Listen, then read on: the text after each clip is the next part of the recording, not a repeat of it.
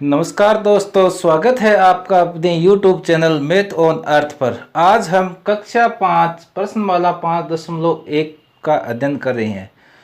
प्रश्नमाला 5 में आपको गुणज व गुणनखंड के बारे में बताया गया है।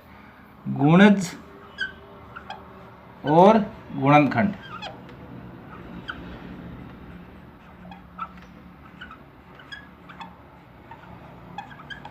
देखिए दोस्तों, हम प्रश्नमाला स्टार्ट करने से पहले यह समझने का प्रयास करते हैं कि गुणज और गुणनखंड होते क्या हैं।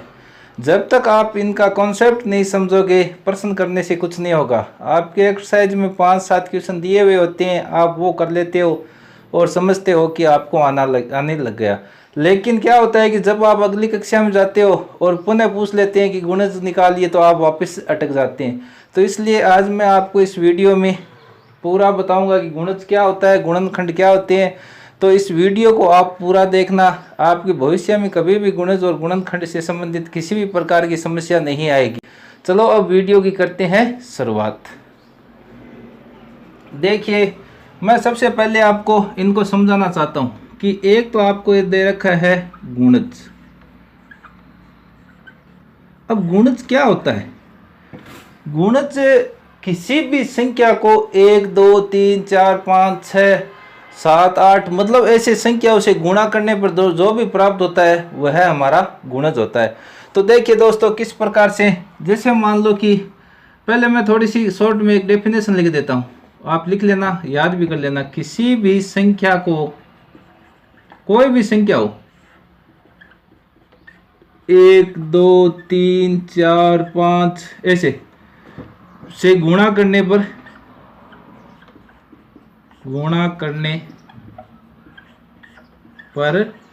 प्राप्त होता है। ठीक है दोस्तों।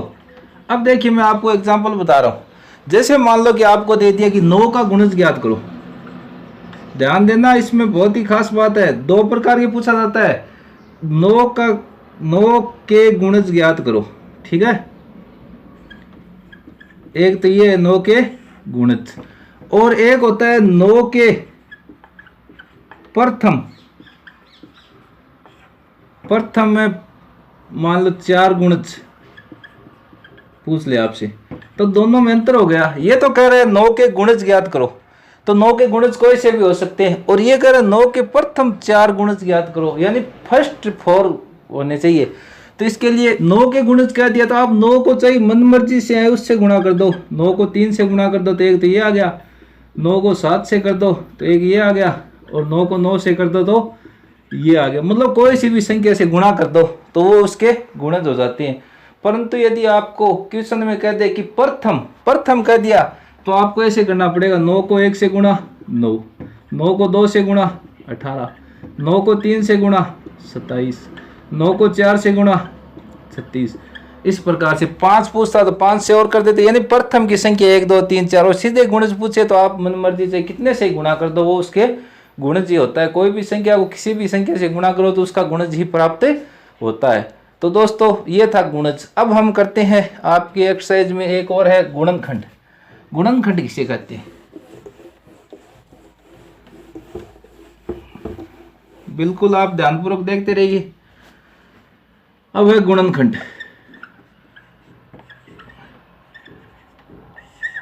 अब देखो, इसके नाम में ही छिपा इसका अर्थ। जैसे कहते हैं ना कि ज्यादातर प्रश्नों के उत्तर प्रश्न में ही होता है, उसी प्रकार इसका भी उत्तर आपके नाम में गुणनखंड, यानी हमें खंड करने, किसी भी संख्या को बराबर समूह में बांटते हैं ना, उसे कहते हैं गुणनखंड। अब आप बोलोगे सर ये तो हमारी समझ में नहीं आया। तो दोस्तों देखिए, मान लो भाई 9 है, 9 को हमें बांटना है, पर बराबर बांटना है सब में। तो या तो हम एक एक बांट सकते हैं, एक एक बांट सकते हैं सब में, एक एक बांटेंगे तो 9 व्यक्तियों के आ जाएगा। ठीक है। अब 2 को 2 बांटेंगे तो पूरा नहीं बंटेगा, क्योंकि 8 होता तो बंट जाता 9 में, तो फिर 1 रह जाएगा। तो 3 बांटे तो 3 व्यक्तियों के आ जाएगा। 3 3 6 3 9, 3 के आ जाएगा। 4 से नहीं होगा, 5 से, 6 से, 7 से, 8 से, फिर 1 होता है 9, कि भाई 9 के 9 किसी एक को दे दिए। तो ये होते हैं इसके गुणनखंड। तो अब देखिए, मैं और बताता हूँ आपको। एक एग्जांपल लेते हैं जिससे कि आपके समझ में आ जाए। मान लो कोई व्यक्ति था, वो बाहर से आया, तो उसने क्या किया, वह व्यक्ति 10 टॉफी लेके आता है, 10 टॉफी लेके आता है और इन्हें वह अपने बच्चों में बांटना चाहता है। लेकिन शर्त यह है कि वो बराबर बांटने चाहिए। तो कैसे बांटेगा? या तो वो व्यक्ति मान लो एक एक टॉफी देगा सबको, तो 10 बच्चों में आ जाएगी, ठीक है। या वो व्यक्ति क्या करेगा, 2 टॉफी देगा तो 5 बच्चों में आ जाएगी। 3 से बराबर हो जाता है क्या? 10 में अगर 3 देखें, देखो 1 2 3 4 5 6 7 8 9 10 टॉफी है। अगर मैं 3 दूं, एक बच्चे को इतनी दे दी, एक को इतनी, एक को इतनी, तो फिर ये एक बच गई, तो ये तो इसका गुणनखंड नहीं हुआ। 4 से भी नहीं होगा, फिर हो जाएगा 5 से, ठीक है, फिर हो जाएगा 10 से। तो एक तरीका तो इसका ये होता है। और दूसरा तरीका, आप इसमें भाग दे लो, इस संख्या में आप भाग दो कि कौन कौन सी संख्या का जा रहा है। 1 का जा रहा है, 2 का जा रहा है, 5 का जा रहा है और 10 का जा रहा है। तो ये इसके क्या हो गए? गुणनखंड। ठीक है दोस्तों, अब बाकी हम जब क्वेश्चन करेंगे तो आपको एकदम क्लियर होता रहेगा। अब हम आगे चलते हैं, और इसमें एक और आता है गुणनखंड में, एक हो जाता है उभयनिष्ठ गुणनखंड। उभयनिष्ठ, उभयनिष्ठ, उभयनिष्ठ गुणनखंड में क्या होता है दोस्तों? देखिए, उभयनिष्ठ यानी कॉमन, कॉमन यानी समान, यानी एक से।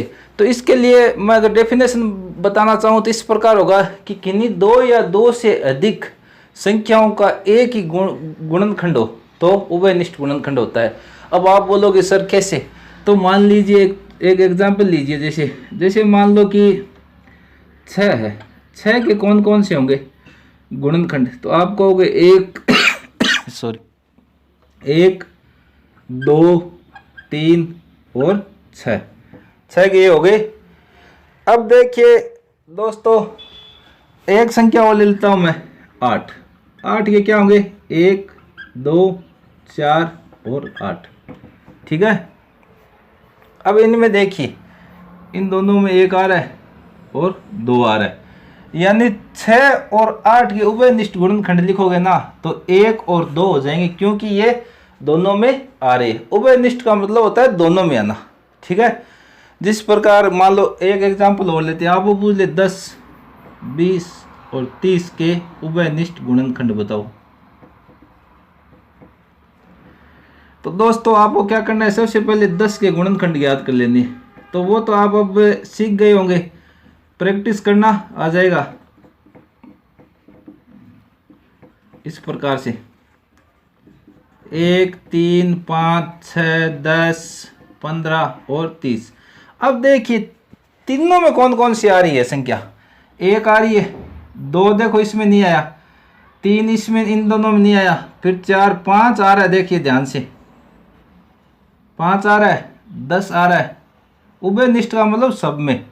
तो इनके उभयनिष्ठ गुणनखंड हो गए 1 5 और 10।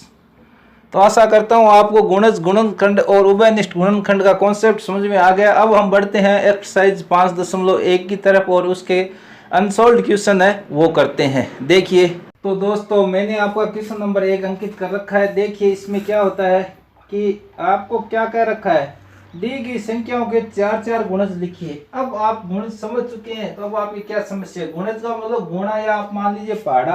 तो जैसे पहले करते हैं 4 के 4 गुणज, ऐसे लिख गए, आपको निम्न है, ऐसा लिखना सीखो आप।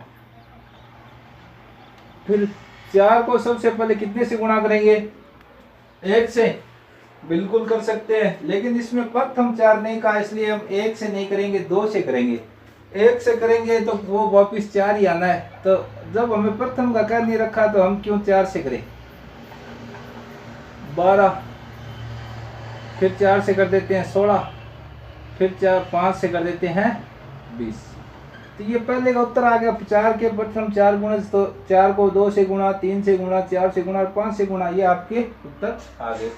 अब देखिए 7 वाला है, तो सेम टू सेम 7 के गुणज करने हैं। तो 7 को पहले 2 से गुणा, फिर 7 को 3 से गुणा, फिर 7 को 4 से गुणा, और फिर 7 को 5 से गुणा।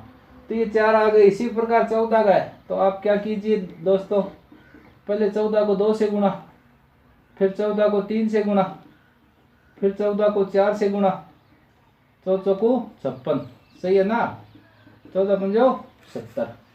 ठीक है, इस प्रकार से ये 19 वाला आप स्वयं करना, 19 की गुणा करनी है 2 से, 3 से, 4 से, 5 से, तो आप आसानी से कर लोगे। अब हम करते हैं क्वेश्चन नंबर 2। देखिए दोस्तों, क्वेश्चन नंबर 2 में आपको दे रखा है दी गई संख्याओं के गुणज पर गोला लगाइए। तो ये तो क्वेश्चन है, इसका आंसर लिखने के लिए आपको एक बार ऐसा कैसा ही और नोट कर लेना है, मैं इसी में करके आपको बता रहा हूँ।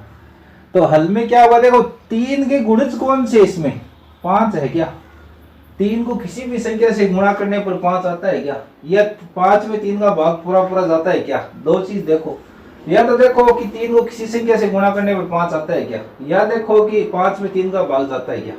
अब आप बोलोगे सर 3 एकम 3, 3 दूनी 6, तो 5 तो है ही नहीं, तो ये तो है ही नहीं।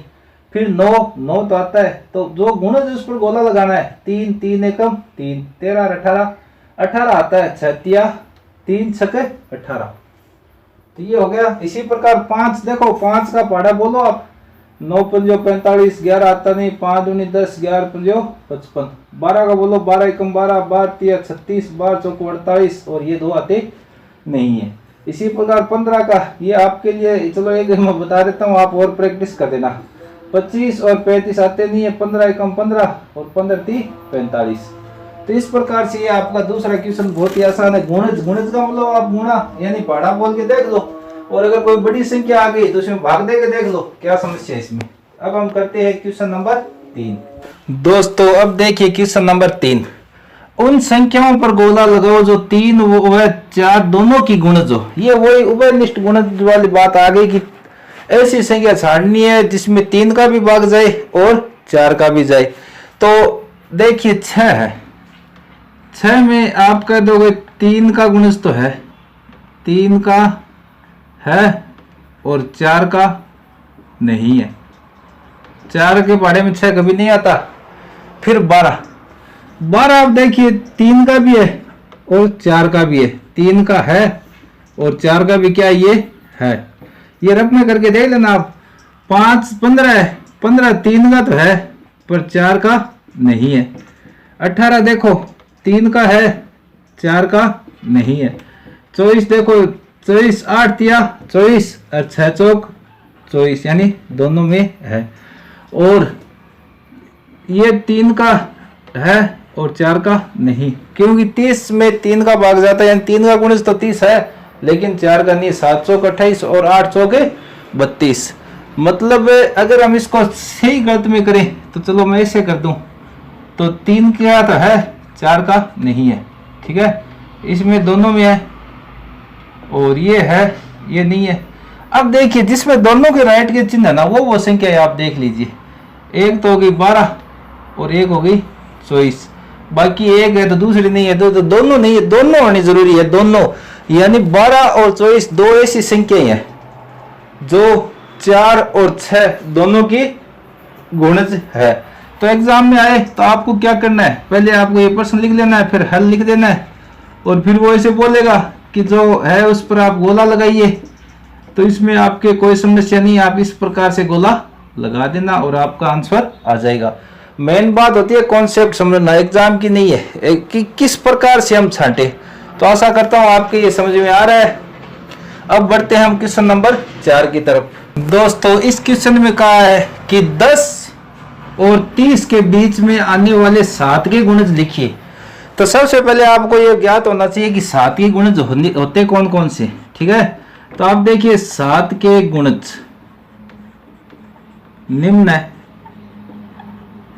हम 5 4 लिख लेते हैं, ठीक है। जैसे मान लो 7 हो गया 14, 7 21, 7 चौक 28, 35 42, ये 7 के गुणज है। 7 का पहाड़ा लिखा है मैंने, और क्या किया है, 7 का पहाड़ा लिखना है सीधा साफ। फिर आप देखिए 10 व 30 के बीच, यानी 10 से बड़े और 30 से छोटे। अब 7 की तो बात क्या करनी है, 7 तो रह गया 10 से पहले, तो 10 और 30 के बीच में एक तो ये आ गया, एक ये आ गया, एक ये तो रह गया छोटा, ये हो गया बड़ा, यानी 10 व 30 के बीच में, यानी प्रश्नानुसार हमें पूछा है 10 और 30 के बीच में, तो आपका उत्तर हो जाएगा 14, 21, 28। ये आपके उत्तर है कि 10 व 30 के बीच आने वाले सातवीं गुणज 14, 21, 28 है। यानी 10 और 30 के बीच में कौन कौन सी संख्या ऐसी है जो सातवीं गुणज है, तो ये 3 संख्याएं आपको लिख देनी है। आशा करता हूं दोस्तों आपको ये 4 क्वेश्चन समझ में आ गए। यदि आपको यह वीडियो अच्छा लगा तो चैनल को सब्सक्राइब करें, लाइक करें और अपने दोस्तों में ज़्यादा से ज़्यादा शेयर करें। वीडियो को पूरा देखने के लिए आपका बहुत बहुत धन्यवाद। जय हिंद, जय भारत।